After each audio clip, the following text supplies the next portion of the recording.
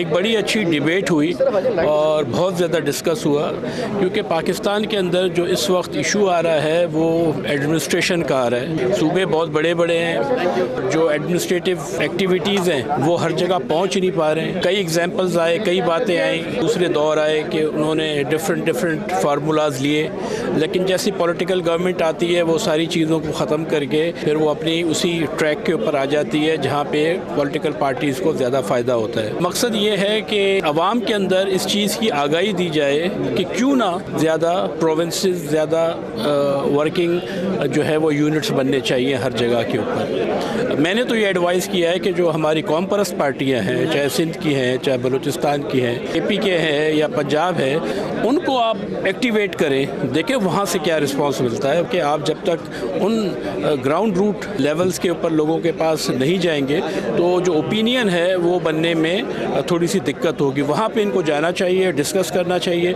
और लोगों का क्या ओपिनियन बनता है, बाकी